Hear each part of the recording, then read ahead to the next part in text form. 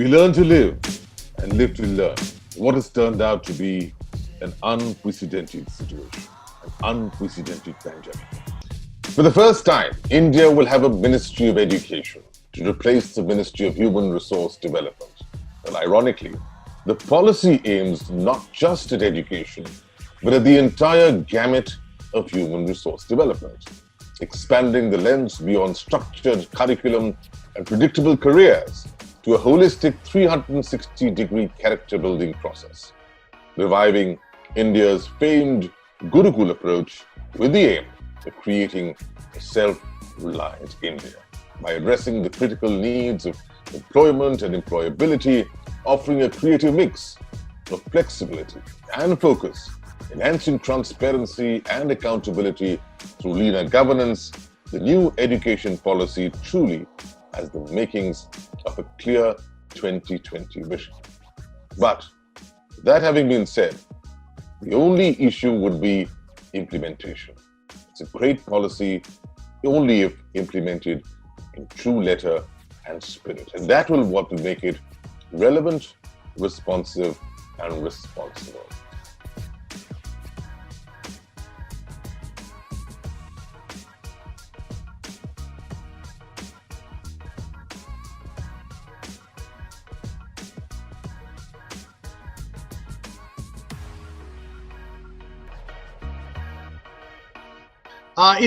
Everything seems so good.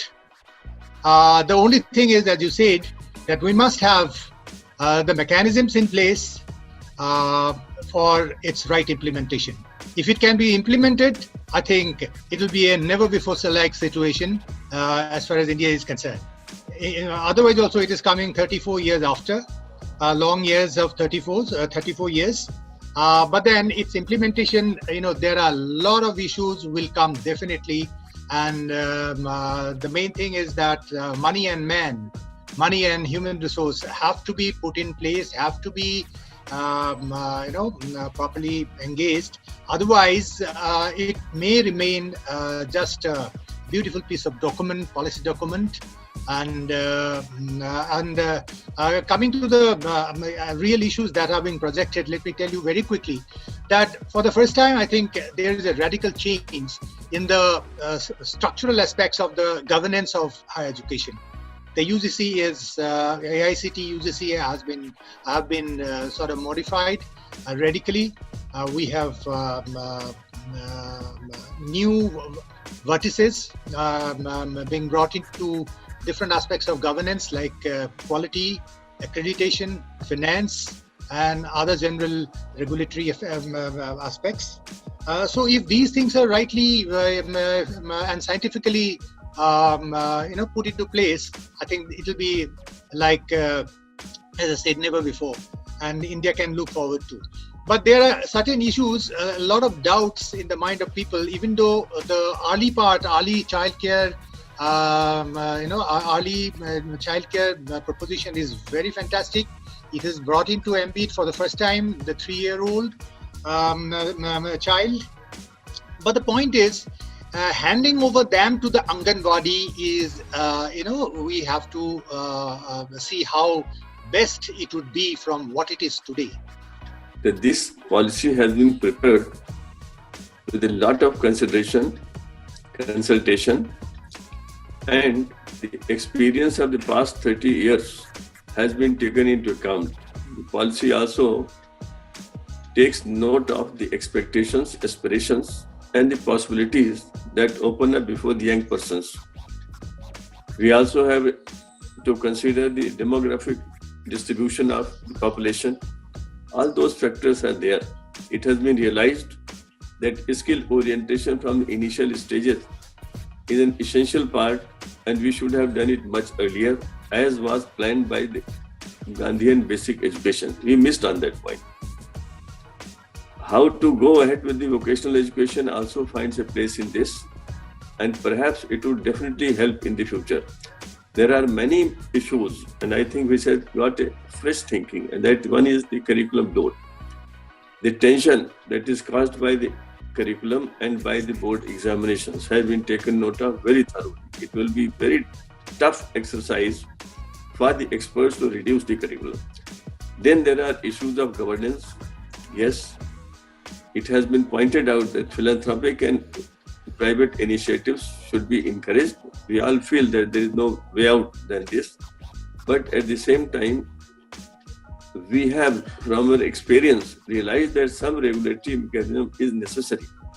While the present pandemic has given two important lessons to children. One is the self-discipline and another is the self-learning. Children are now more motivated towards self-learning and also taking control of their own learning. So thus we are slowly moving from a structured process of learning to an unstructured process of learning, which is good. Now, National Policy of Education came into being, and it's at the right time that it has came here. Besides that this NEP has made out, I'm not going to just two important things I'd like to mention, which has really impacted the minds of our children, which are now a gloomy picture. One, focus on the 21st century and also skill-based learning, thus replacing the minimum road-based learning by 2022. That's one important. And also there is emphasis now integration of vocational education from primary grade, making it implemented across the entire spectrum of school education. And also for the first time, a 10 days actually internship program for students from class 6 to class 8. That's number two, it advocated the integration of technology-enabled pedagogy. Online classes are already going on. In classes 6 to 12, thus asking the new generation to go for anytime, every time, lifetime learning. There is no need to go for teacher dependency. There is no need to go for coaching dependency. So at least the right moment that the NEP came into being. Adding to it, I would say that the new education policy actually was something that was expected to come with the advent of the new century, of the 21st century. That was the time when entering into a new century, we should have and would have gone ahead with the implementation of education policy, which looked at various paradigms of education in terms of equating the Indian education system with with an education system which is present in the world, and at the same time retaining to within with the roots of our culture and its civilization. And I think one of the most important aspects, and which has fundamentally changed, will change in future the education system, is that where the emphasis is on the learning in the early stages in the mother tongue or in the regional languages, because we know it has been scientifically proven that the learning of a child is much better, and his thinking is more his or her thinking is more creative, more independent when it is done in his or her mother tongue. And also the child, is very receptive towards learning various languages between the age of 5 to 9 years. So that is the time when the learning process would be taking place in the mother tongue. That over a period of years, I think that is going to be this education system is going to be the touchstone of making the society and the individuals in the coming years in India who will have a mindset and intellect which is very Indic in nature. And people are talking about training the teachers. I would say training the vice chancellors, training the pro-vice chancellors and registrars is more important than training the teachers, because this domain, whatever we are thinking of, we are trying to implement, unless and until we vice chancellors, we head of the institutions are not going to be trained properly to implement this policy in letter and spirit, this will not be a policy which will be fructify the way others have not fructified. So most important thing is the Vice Chancellor's training, and especially with respect to very important component which has been talked about in 11.9, that says about the Banabhat had said 64 colors.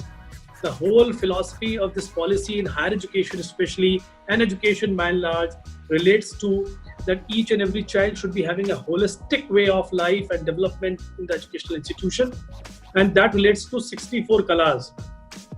From where these 64 colors will come?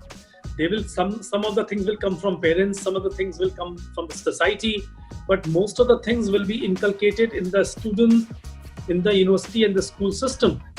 If the principals of the schools, the vice chancellors of the university, they themselves are not well versed and proficient in 64 colors, or maybe 32 colors to come to the lower side, how can we implement a policy which talks about this kind of scenario where the holistic development will happen?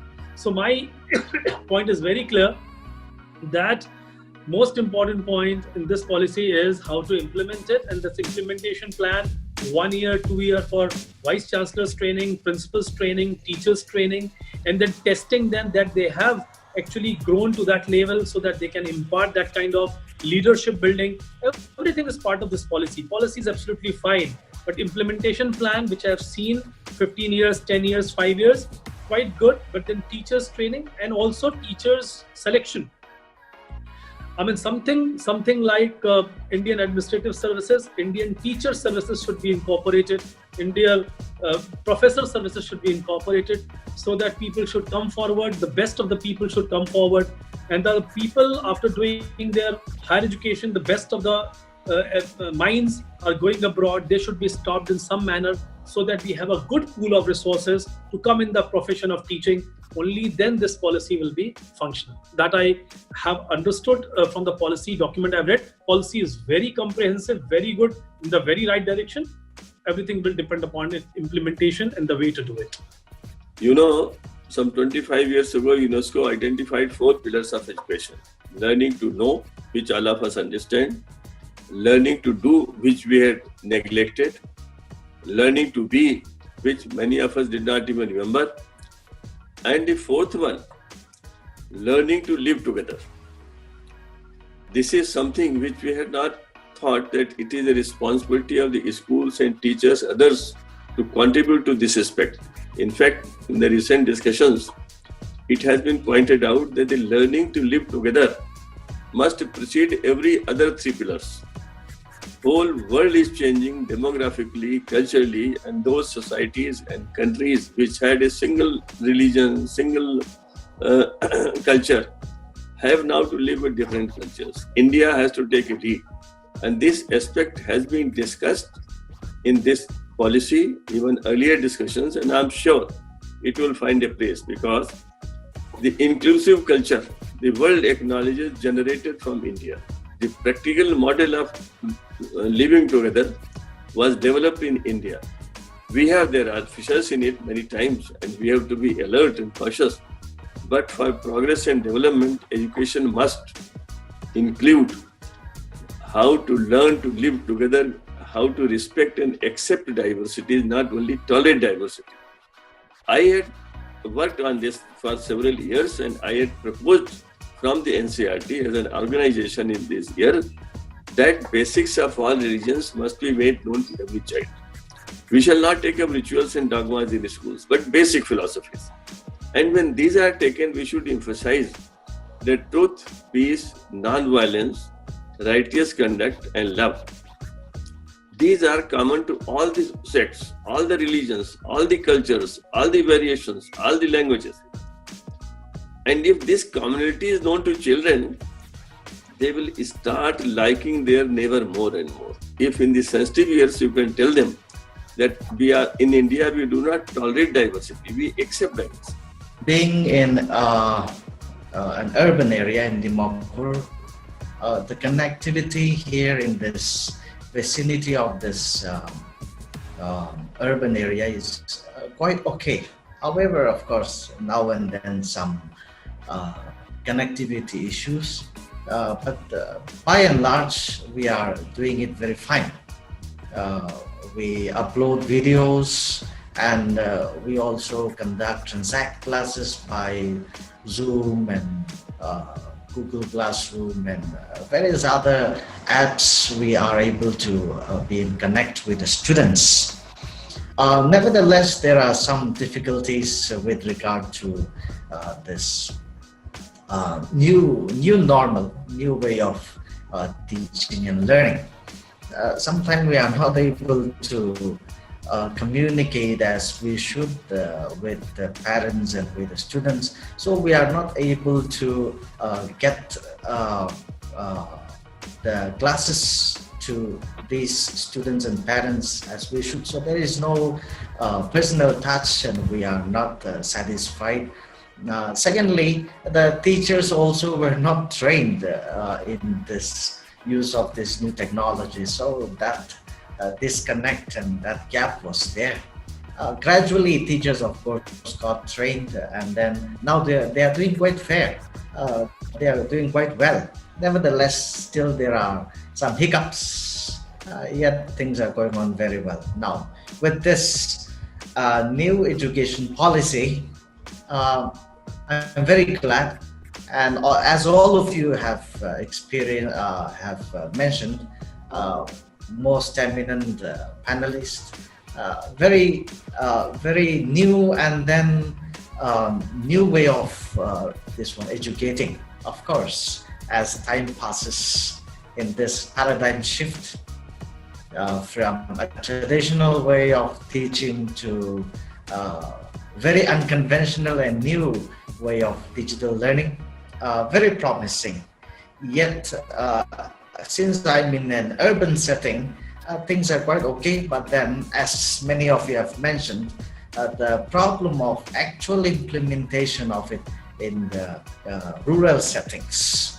So this remains a big challenge for the policies to be actually implemented.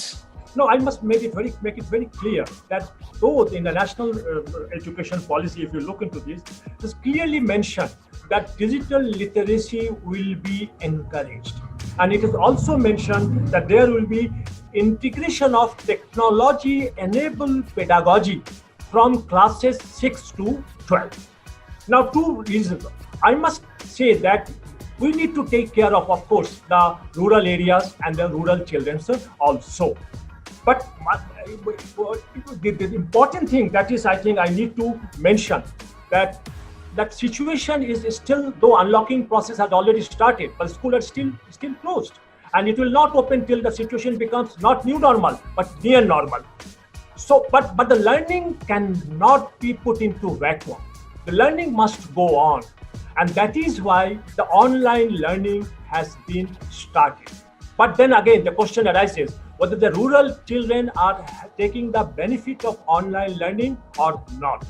But one thing is very clear, the teachers have clearly demonstrated that online learning is a reality, and it is scalable also, meaning thereby that it can be implemented in the entire spectrum of school education.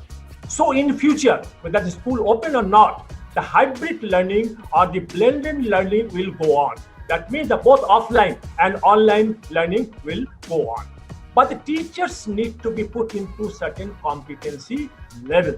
The way the online classes are going on, students are not taking any interest.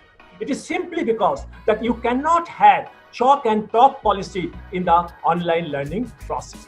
You need to put it, the 4E factor into place. What are the 4E factors? First, you need to engage the students. After engagement, you need to ask the students to explore. And once they explore the thing, then put the explanation. And after the explanation, the extent, the 4E comes into picture, that whatever they are learning, what are its implications in the real life situation.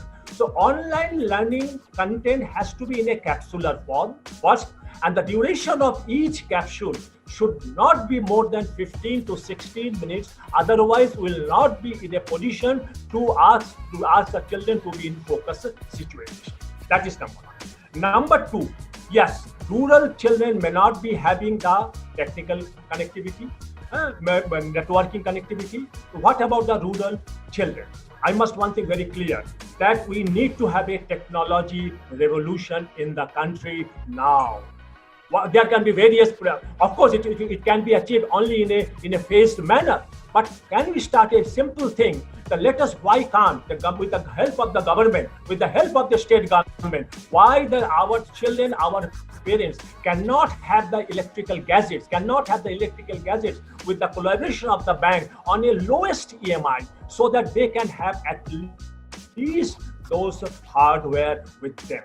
So we need to have a technology revolutions in the country, because online learning or the hybrid learning is a reality, and it will be continued in the future. Whenever, if the school is opened also, then also online learning will happen.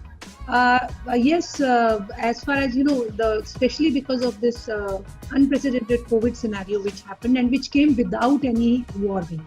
So yes, there was not any steps of disaster preparedness were not there as far as academic institutions are concerned or academic activities are concerned. But I must say that the teachers, they really stood up to this challenge, and many who were even not very familiar with the ICT tools which are required required to go on an online platform to talk to the students, they attended such workshops. The majority of the universities, even the state universities, public universities, of course private universities were doing these kind of activities earlier also.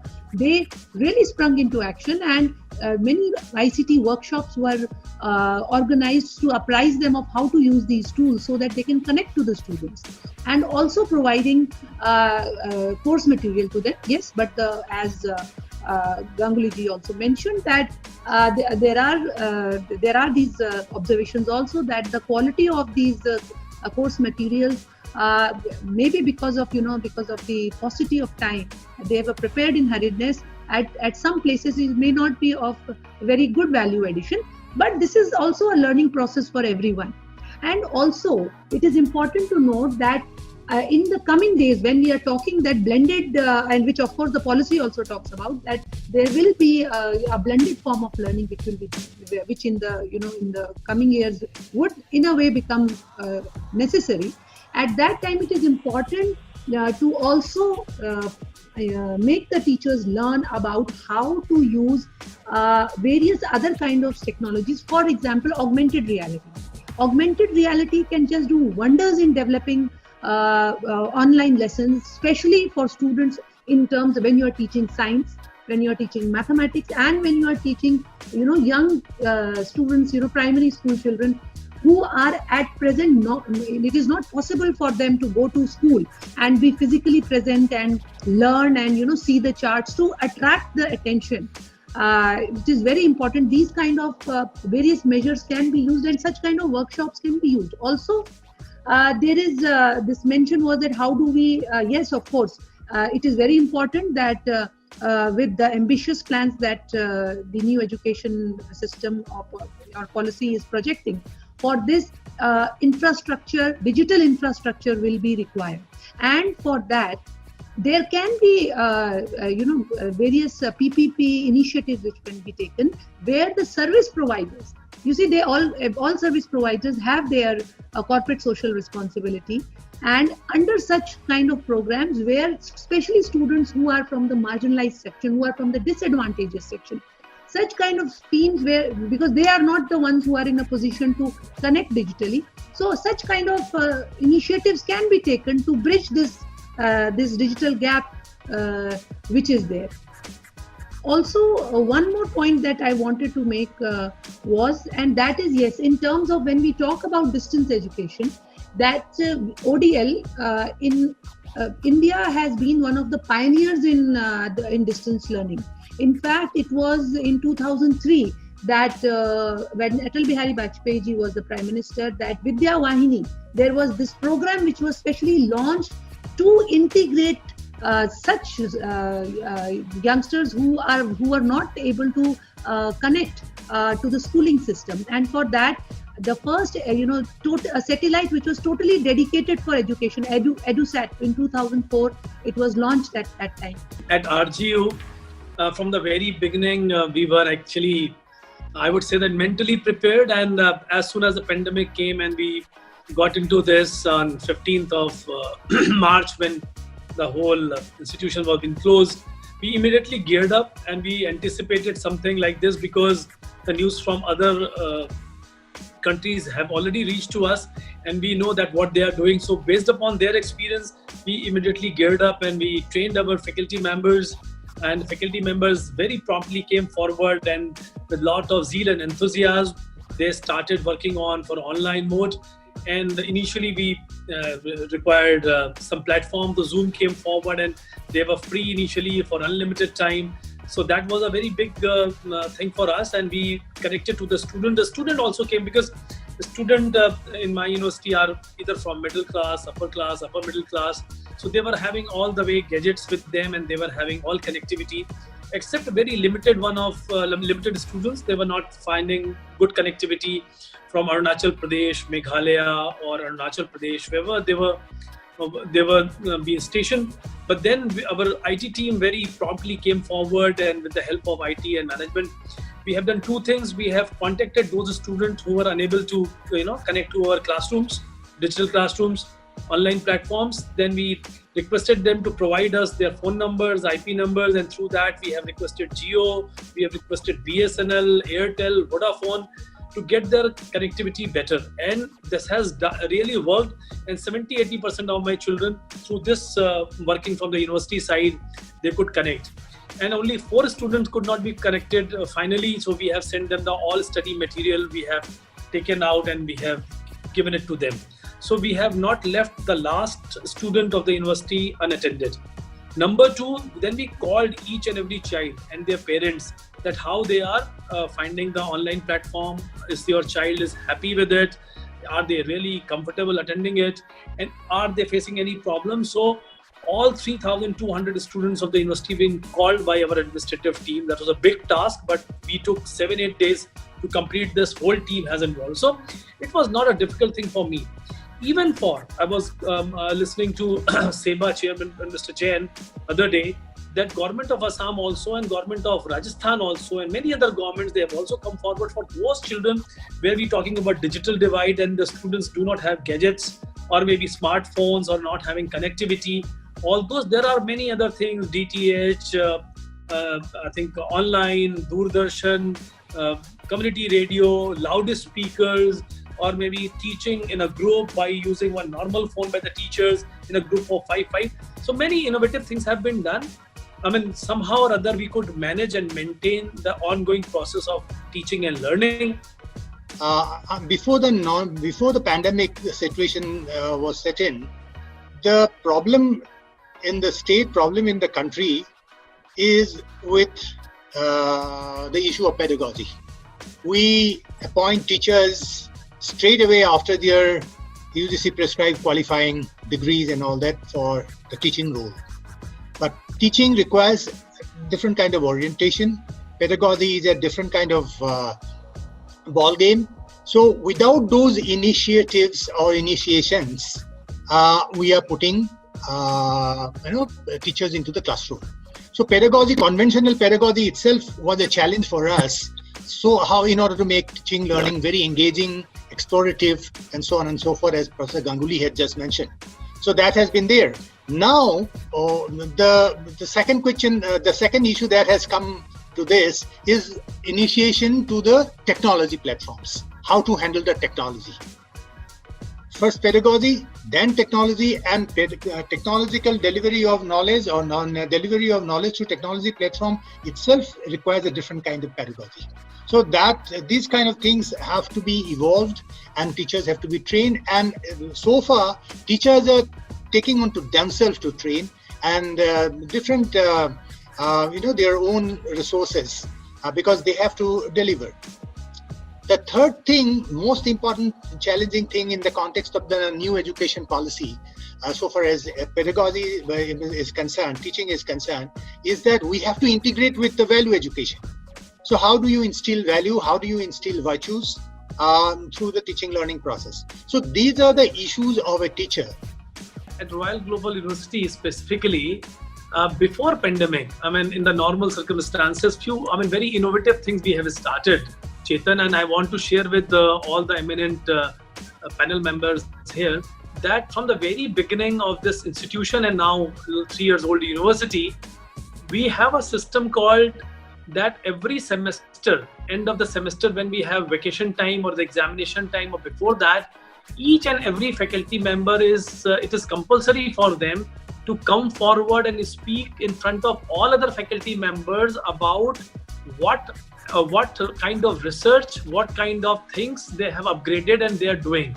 Means everybody has to come forward in front of all of us, and that actually is helping each and every faculty member. It is a sort of training to share your ideas and views in front of all seniors and everybody, and we are free to raise questions, ask questions, correct them, improve them, and that is a mind-boggling exercise which every semester we do. We do not leave them that, and then we also come to know what new things they are doing in their academic forefront and research, and that help us and help especially those young faculty members to become a better, because this I remember in my 33 years back when I was a young lecturer in Department of Geology, we started this process, and this process I'm still continuing wherever I go and wherever I work. So this is one. Second is that teachers are being trained online. I mean, recent development, I'm telling you, we are conducting examination in the online mode, the open source learning examination. And last 2 weeks, Professor Buragohai and myself and so many other eminent speakers across India, we have asked them to come and deliver their lectures and train my teachers to set up the right kind of question for open source learning. And if they will be able to do that, I think when the new normal will come, when the normalcy will come, this training will take them to the 2-step forward, not 1 step forward with respect to the main concept of education, which is beyond rote learning, beyond normal remembrance-based questions and answers. So that is, I mean, every time, every minute, every week, we are doing something for the development of teachers. Again, I would say that the development of teachers is happening and will be possible for only those teachers who are really willing to do, who are passionate about teaching profession. To all of us, at some level of our lives, are teachers, but we're also learners. And the more important is, as teachers, we continue to understand that we've got to learn every day. We'll also become better teachers. We'll take a quick break for a minute and a half, then come back with closing comments. Stay with us. Royal Global University is your window to the world. See the transition in you through innovative pedagogy, state-of-the-art facilities, and experienced faculty. The leading university of Northeast India, we handhold you to stay inspired throughout your journey. Your intellect combined with our tutelage will pave a purpose to ideate and innovate. Spread across 27 acres, all schools are equipped with the finest state-of-the-art infrastructure. At Royal Global University, Guwahati, we nurture global citizens. Our placement support ensures quality career and a secured future. You dream, we deliver. Well, thanks to each and every one of you for being a part of this very, very nuanced and knowledgeable webinar. We thank Royal Global University for supporting us in bringing the education ecosphere together to debate, to decide, to analyze, to view, to exchange, and to come together for unanimity in progress in providing solutions. And at the end of it all, I always say, educate better, you'd better educate.